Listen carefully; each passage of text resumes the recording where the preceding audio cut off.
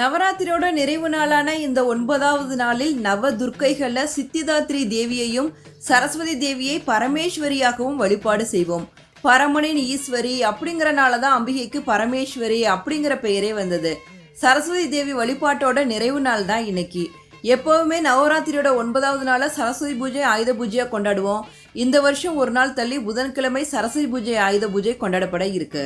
சித்தினா சக்தி, தாத்ரினா தருபவள், அனைத்து சக்திகளையும் தருபவள் தான் சித்திதாத்ரி தேவி. நவராத்திரியோட முதல் நாளில் நவ துர்க்கையானவள் பார்வதி தேவியாக சைலபுத்ரி அப்படிங்கிற திருநாமத்தோடு அவதரித்து, இரண்டாவது நாளில் பிரம்மச்சாரிணியாக தவக்கோலம் பூண்டு தனக்கு வேண்டுகிற ஆற்றல்கள் எல்லாத்தையும் பெற்று, மூன்றாம் நாளில் அந்த தவத்தின் பயனாக கிடைத்த சிவபெருமானின் அடையாளமான சந்திர பிறையுடன் சந்திர காண்டாவாக காட்சி தந்தால், இறைவனோடு இணைந்த பிறகு சக்தியும் சிவனும் இணைந்து இந்த உலகத்தை உருவாக்குகின்ற கூஷ்மாண்டா தேவியாக நான்காவது